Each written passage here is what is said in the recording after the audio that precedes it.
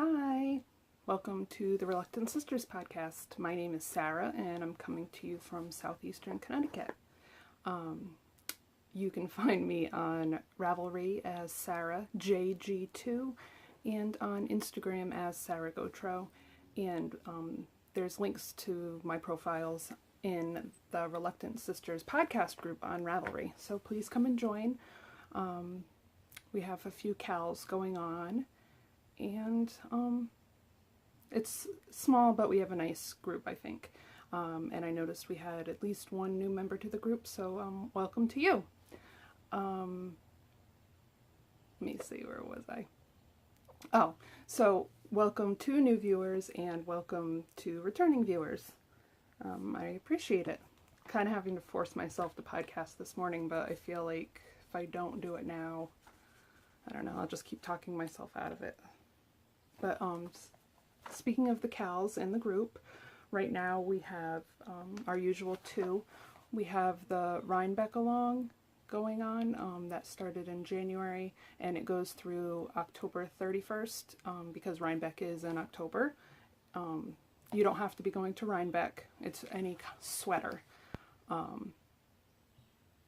Any adult sweater. A limit of 2 because Rhinebeck is a 2-day event. I'm wondering though if I should change it to be like 2 per person, that like you can knit more, because we had a member submit an adult sweater for her husband. So I'm wondering if I should let me know in the episode thread for this episode. It's episode 22. What do you think about that? If you think that you'll be knitting sweaters for more than one adult, if you'd like make it more of a 2 per person you're knitting for than just 2 per profile. Does that make sense? Because if you're going to be knitting more, I want to give you more entries. That if you're knitting for others, because I don't have a problem with if the sweater's for somebody else. Let me know, because I could make it where it's, you know, if you make 2 for your husband and then 2 for yourself, that would be 4. Let me know what you think about that, because I'd be happy to do that. Today, I think, is June 8th. Am I right? No, Friday, June 9th, 2017, if you're watching this in the future. I think that's all I have to say about that. The prize for the Rhinebeck sweater knit along will be an item from a vendor from Rhinebeck. Hopefully I'll be able to make it this year. Last year we had an illness in the family, so we were planning on going and I couldn't, so we just ordered a prize from someone that was at Rhinebeck. So hopefully we won't have to do that again. And speaking of illnesses, anybody that's been watching before, we mentioned that my brother was ill, and then I mentioned a few months ago, because it was in March, that he was going to have a procedure and hopefully that would fix everything that was going wrong. So next week will be 12 weeks since the procedure, and hopefully that means that you're free and clear and the problem won't come back. So hopefully it worked. I'll save you all the details. And the other knit along that we have going on is our Reluctant along. It's a 2-month installment, so you don't have to be reluctant to knit the item. Whips are allowed. Let's see, where was I? Whips are allowed.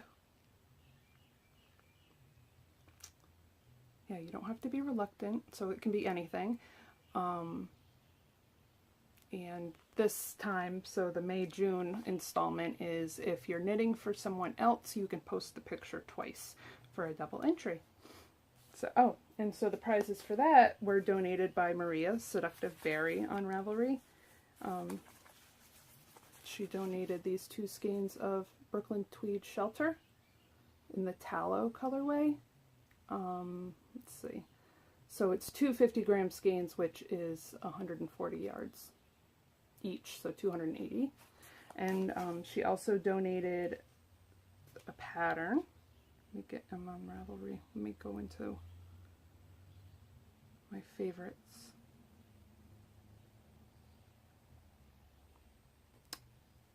My internet is being slow today. Here we go.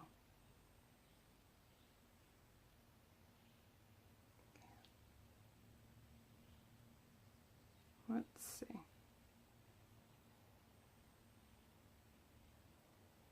Hold on one second. Okay, back. I thought while I paused it that I would go get a couple things that I forgot also. So, the giveaway pattern to go with the Brooklyn Tweed yarn is by Brooklyn Tweed. It's a hat. Internet is still slow. I think it might be Bough, B-O-U-G-H. Is that how you say it? It's a hat and a cowl pattern. So this will be enough to knit the hat. Yeah, it's really cute.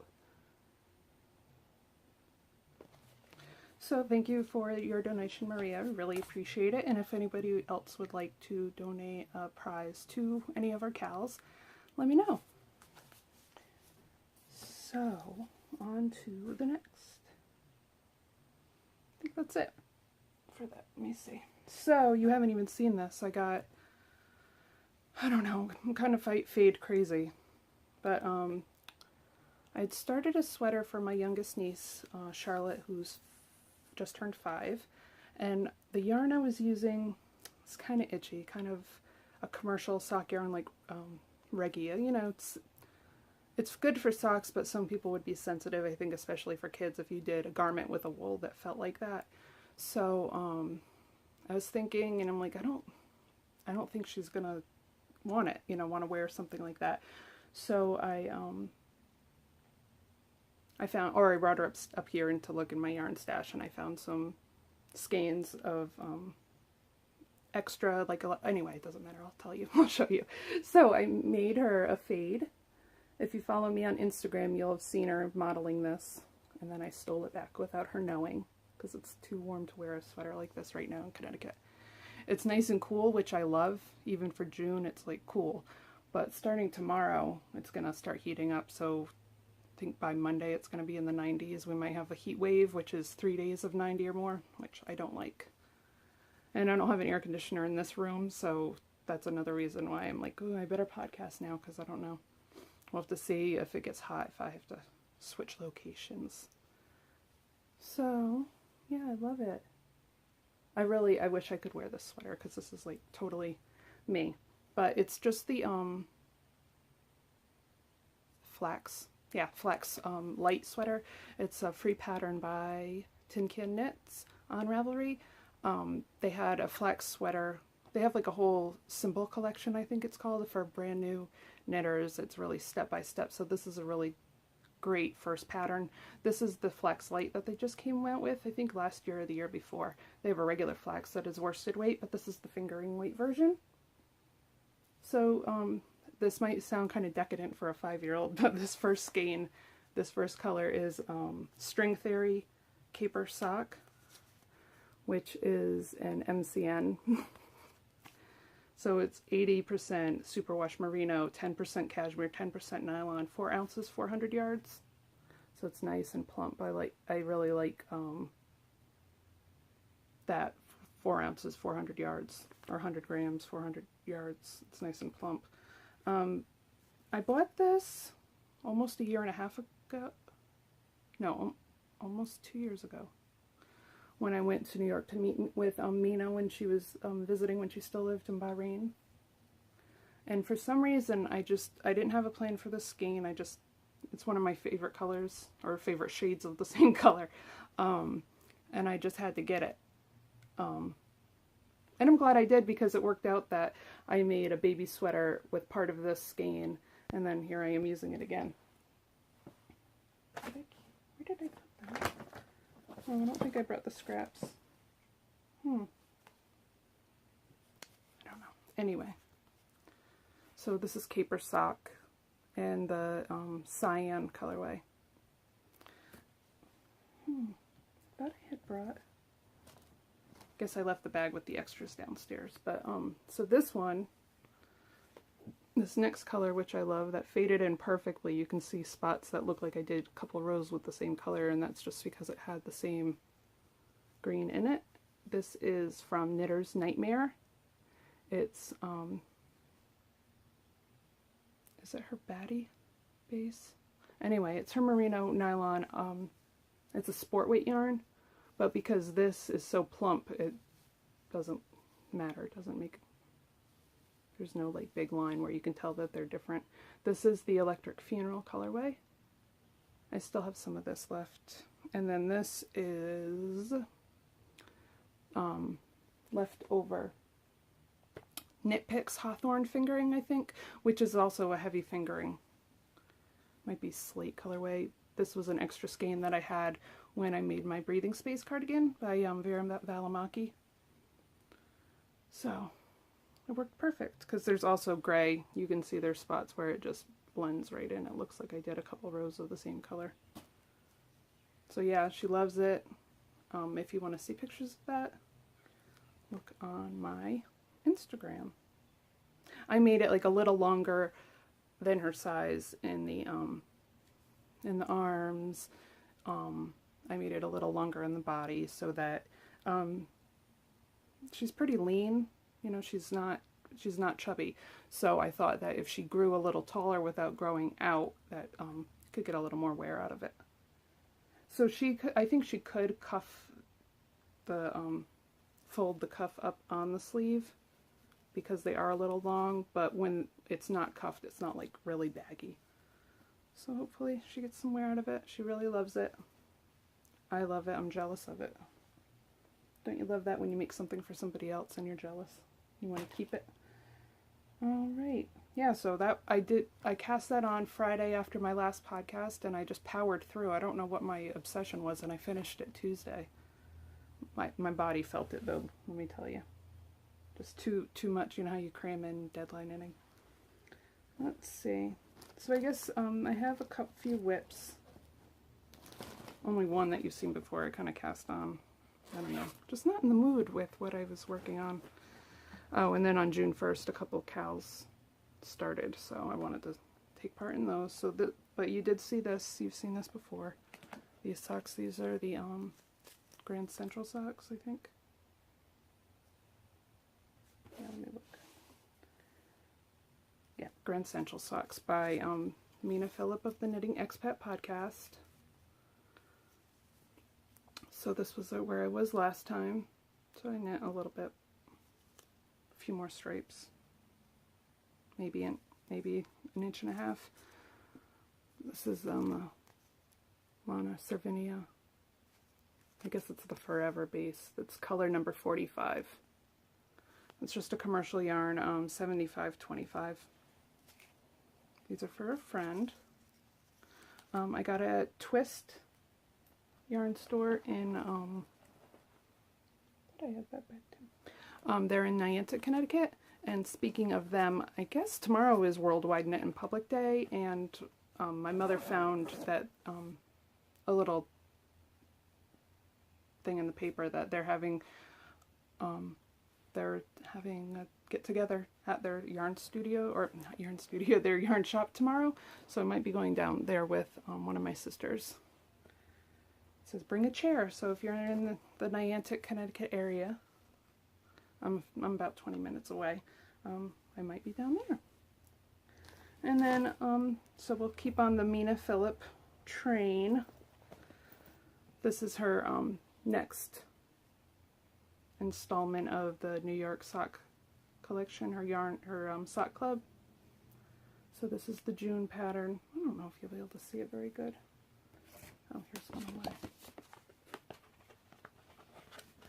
Oh, I guess it does look better. I was worried that this yarn was too busy. She said that it might not be the best pattern to use for a highly variegated. And so I'm using a speckle dyed, but you can see like the outside of the skein, I could tell just when I wound it up that the outside of the skein was a lot more speckled than the inside. Let's see it better right there. So I thought that this much would obscure the pattern a little bit, so I split the skein into 2 balls, so I just cut the yarn at the cuff and went from the outside of the ball instead of the inside. And this is called, what's the name of this one? Not Union Square. Nope. Is it Union Square? Oh, on my phone I can't look because I'm recording. I'll put it down here at the bottom, what the name of the pattern is. I always get them confused. I think it's Times Square, so it's just a little bit of a cable going down. So the yarn I'm using happens to be more yarn that I actually bought with Mina almost 1.5 years ago, so it was January last year. She came up to visit me. Oh no. I put the ball band in. Alright, I'll have that down here too, what yarn this is. It's, I think it's Plymouth. It's a speckled dye Plymouth, so that's a commercial yarn. I think it's 90% superwash and 10% nylon. It's really soft. So, when my sister, I, and Mina all got the same skein, so she just happened to knit a new design for a baby dress with this yarn for her daughter. So I thought, well, I'm the last holdout that hasn't knit with it yet. Let me use it. It's about time. And then my next whip, I've shown you, sorry, legs are stiff. I showed you this swatch last week. I'm trying to stop you moving, this thing moves a lot. Okay. So this is my, I'm doing the So Faded color fade idea on the Puntilla sweater by Joji Locatelli. So I definitely learned my lesson with the Find Your Fade shawl, that, you know, you should swatch your colors together, or I should anyway, to make sure that I'll be happy with the color progression. And I really like how this these colors fit together. I don't think you can see the speckling as much, but you'll see it on the sweater that I started. This is Uncommon Thread that I got at Stitches. It's their everyday sock. I think it's just 100% merino superwash in the confetti colorway. This is Lolo Did It in the Dowager Countess colorway, which I love. This is the Lamy Toes in the Botanical Baddie colorway. And this is just some black yarn that I've dyed. So on June 1st, the Fadito Knit Along is started in the Christy Glass Knits podcast group, which I love. It's fun. So I started this. So again, this is the Puntilla. I think you can see the speckles more in a larger piece of knitting. And then I've faded into the Dowager Countess. Ugh.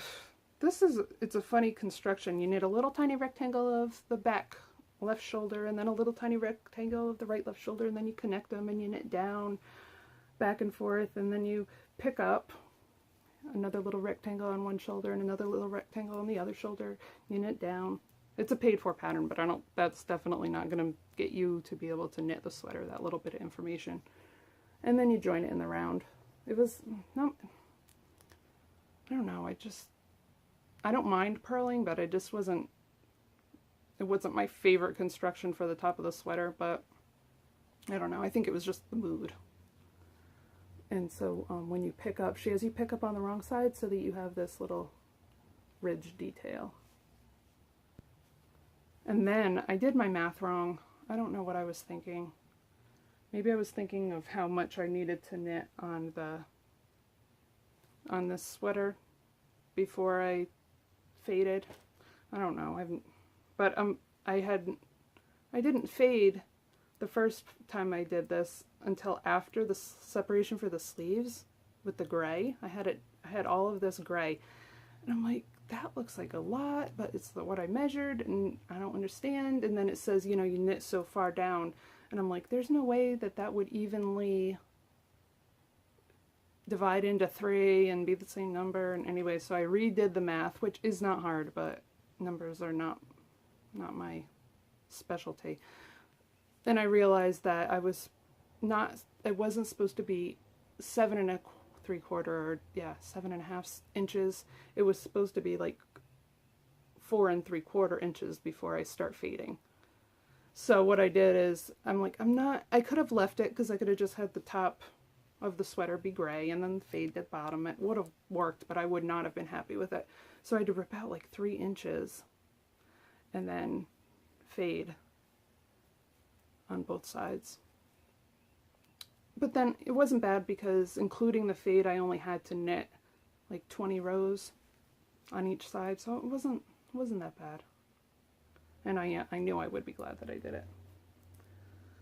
So it's very addictive when you can, you know, you knit, and then, oh, just this little bit more until I have the fade. It's kind of like self-striping stocks, where you just want to get to the next. So those are all my whips right now. I am doing a spinning whip, but it's just been slow. I don't know why, I've just been on that kick of knitting the sweater. But I have some procurements or acquisitions. One of my first ones are these sock blockers. They're just a heavyweight plastic. I think they say that it's equivalent to the thickness of 6 pieces of paper, but it's the stiffness of, like, if you super glued them together. So it's not, they're heavier than 6 pieces of paper held together, but that's about the thickness. So I think I left the card downstairs. I got this from, oh, darn it, I can't remember who I bought them from. Down here again. Good thing I figured out how to do that. They're less than $8 and then shipping. They're in the US. How come I can't think of their name? And I didn't write anything down today. I got the medium. I don't block my socks. Sometimes I will if it's a lacy pattern and it's a gift for somebody else, but not for myself. So I knew that for my size foot, I wear a 9.5 or a 10, so it's big. I knew that I would need the large for my size, but because I don't block my socks, and if I do their gift, I thought that I would just get the medium, because I don't want to block somebody's socks to my size foot when their foot is an inch shorter. So I got the medium, but they're all the same price on Etsy. Yeah, and again, I'll put that down here. I meant to grab their card. Did I? No. Okay, and then I talked about this. Oh, because I had this last week. This is Len magazine. And I talked about how I had some Brooklyn Tweed Loft. And I had 4 colors. And they're 50-gram skeins, so I needed a couple more skeins to knit a sweater for myself. And I was talking about knitting this. It's a tunic, you can see. I might, if I knit it, I'll knit the sleeves longer, I think, maybe. But I already had these. I bought these at Knit New Haven in New Haven, Connecticut. So I had bought these 4 skeins. Let's see. I already balled them up and did a swatch for something else, but it didn't work. And then I realized that, you know, I'd need. So this is, let me see.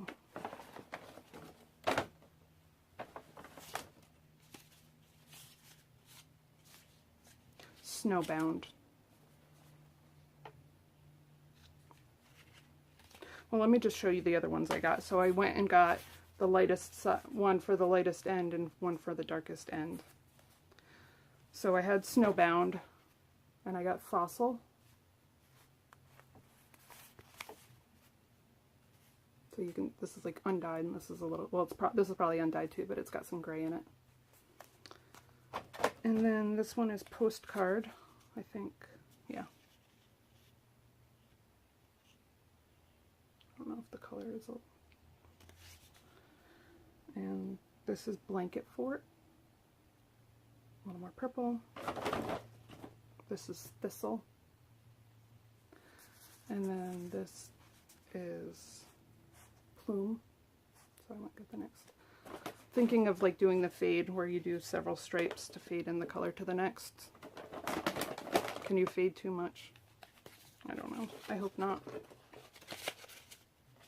So those are my colors. I think it'll work good. I'll have more than enough to make the sleeves a little longer if I want. Oh, and I wanted to talk about that. So I was, shopping around on Ravelry. When you look up yarns, it'll tell you on that yarns page where you can buy them. Like if there's a yarn store that's close to you, or what websites will sell it, and what country they're in. So I looked up, and they're all basically the same price all over, everywhere. From one store or website or anywhere. So I looked at Brooklyn Tweed's website, and it was going to be like, I don't know if they're shipping from Brooklyn, I don't know where they're shipping from, but I'm in Connecticut, so I'm not far from Brooklyn, and the shipping was like, I'm only like 3 hours away. The shipping was going to be like almost $8 for 4 ounces of yarn. It's not even 2 skeins, it's the equivalent of 1 skein, and I thought that was a little ridiculous. So I don't know how some people ship it for $7, and I can go to it's a Green Mountain Spinnery. Anyway, it came from, I think, Maine, and it was like less than $3 for the same 2 skeins. I don't know how they do that. I don't know why. Does anybody know why? Why there's some people who are, equally the same distance, different directions, but how can one person charge almost over 3 times as much, almost 3 times as much as somebody else in shipping? I don't know. Is it because somebody uses the post office and somebody uses UPS? I don't think so. I think they probably come through the mail, through the post office. Anyway, I'm just surprised. I just don't understand, and I like to know how things work. Anyway, so then my next,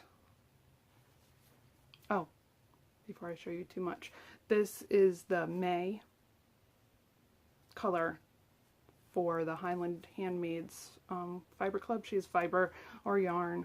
I think you can get worsted or fingering weight. She's got a few different options. So this is the club colorway. Don't look away if you don't want to see it. So this month it's called Holi, like the Holi festival in India. This is 4 ounces of Falkland.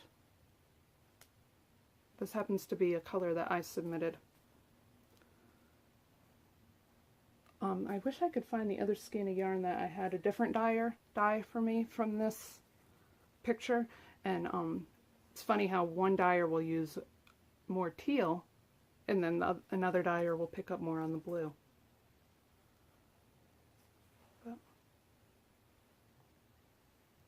So I submitted this picture, I think, in January, and she picked it. You should have seen my niece's faces. It was like this came out of the package glowing. Their eyes got so big. It was so cute. And I guess I'll go in what else I bought, and then I'll show my gifts. I don't know why. Oh, I think it was Maria's fault. Seductive Berry told me about a sale they were having at on the website, yarn.com. They're in Massachusetts. I forgot what she told me something else was on sale, and then I had heard that Barocco came up with a light version of their remix, and I got that. Well, I got 4 of each color, so this will be a sweater's quantity. I got this color for my mother and this for myself. So Remix is wool free, and it's 100% recycled fibers. This is a light version. It's pretty thin, but I haven't swatched with it yet, but it says it's listed as a DK. So it's got 30% nylon, 27% cotton, 24% acrylic, 10% silk, and 9% linen. So it might be nice for a, you know, warmer weather knit. But my mother's allergic to wool, and I haven't knit anything. I haven't knit a sweater for her in over a year, so I got enough for her. Yeah, it seems pretty thin, but we'll see what it blocks out like. It's 100 grams, 432 yards, so that is a fingering weight put up usually, but we'll see. Maybe this yarn does something when you block it with because of the linen and cotton, I don't know. But yeah, all recycled. And it doesn't feel like acrylic, like Red Heart or anything. It's kind of neat. It's tweedy. All the colors were tweedy. This is color 6930. I think it was Smoke on the website. And this one is 6971. I can't remember what they called this. Yeah, I've heard Leslie on the Knit Girls podcast. She knit with the thicker version a few years ago. I remember her saying that if it was going to be like a feel like a cozy sweatshirt. So yeah, I think she's right. I'm thinking I'm going to try and swatch for the gingerbread sweater. We'll see. Yeah, oh, and I was going to get 3. I think 3 would have been enough for the sweater. But usually if I'm doing a fingering weight, I need 4 skeins, or at least part of 4 skeins to make a sweater. But, and then Webs on some yarns has a discount if you buy a certain amount. I think it's 4 skeins or more. Anyway, I got $10 off each set of 4. So I ended up buying that. So it ends up being a really affordable sweater. So then last week, yeah, not this week, the week before last. So right after I podcasted, the Sunday, or did they go Monday? I think Tuesday. Anyway, whatever. My sister and my mother went to Baltimore to the Yankees game. The Yankees were playing the Baltimore Orioles, and they went down. And on their way back, they got presents. So they went to Chelsea Yarns. My present was a bag from Toad Hollow. Chelsea Yarns iron-on. This on the back. Yeah, I love the little birds on the inside. So I got a bag. And then they surprised me with this. Inzula fiber. It's 50% silk, 50% superwash merino. So it is very fluffy. See, the color is ocean, so definitely my favorite colors. I think this part is like my favorite, so I love that. She told me, she said, oh, you know, we're here, what do you want? Like, I don't know. So fortunately they have an online store too, so I said, oh, they have their own yarn line, or yarn line. So Chelsea Yarns, their Luxe hand-dyed refined local yarn. So they have several bases, but they're all called, the brand is called Luxe. So even if it's just merino, it doesn't have to necessarily have cashmere to be called Luxe. Some are sparkle. So I looked on to see what colors they had. And I said, I forgot which the other one was. I gave her 2 options if they had those colors. But this one is, I think the first one that I asked for, it's called Minty Unicorn. So definitely my colors.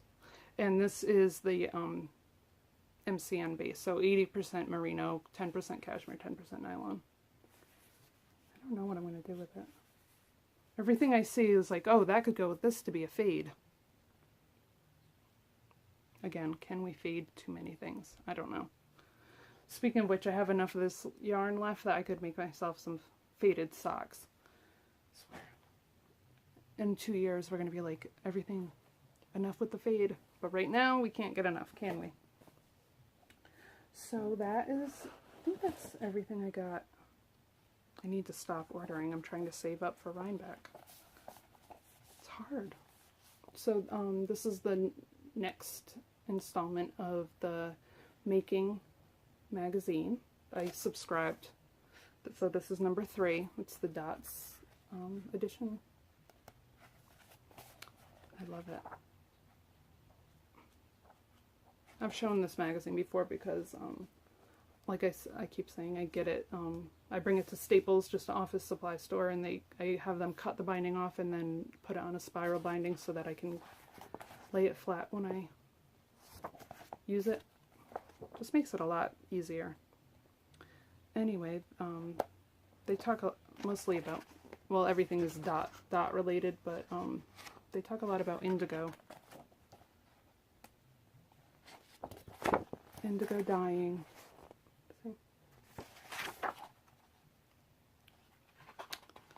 Let's see. So they show you how to make a pillow. Did they tell you how to?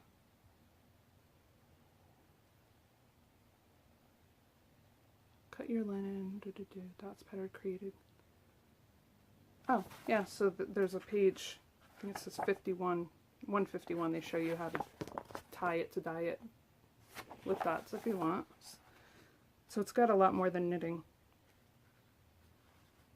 They've got different sewing. Look how cute these are. Pin cushions. I need that. They have a wallet.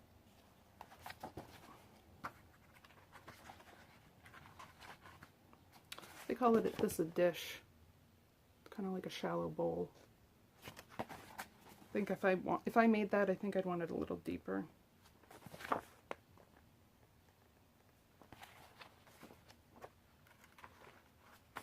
Table mat, so a little bit of quilting. They always have coloring pages in their editions. Show you how to press flowers, and then there's several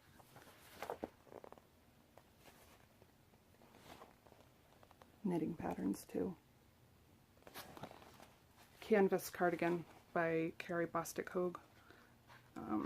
How to do French knots. Make that.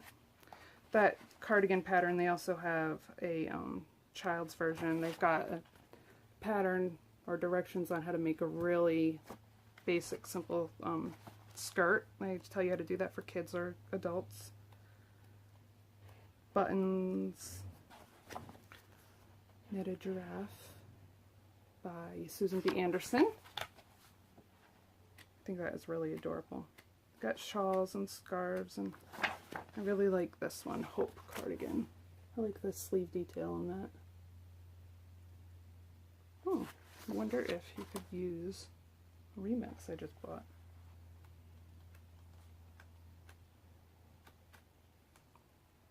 So, yeah, you can see all the knitting patterns on Ravelry.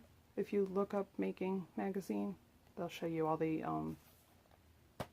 patterns that are in it. You can't buy them individually on Ravelry right now. I don't know if like in 6 months, it's usually something like 6 months after it's in a magazine, then you can buy it individually. But at least I really appreciate how Ravelry will show you what patterns are in the magazine, so then you can decide if you want to buy it or wait until they come out individually. I love that. Because sometimes, you know, these magazines are about the price of a book. This comes out twice a year. Len comes out twice a year. But, you know, they're not cheap. You know, it's not like a $7 magazine. So, you know, I personally would want to make sure that I wanted more than one pattern out of the magazine before I bought it. But These, they're really great. I think that's everything.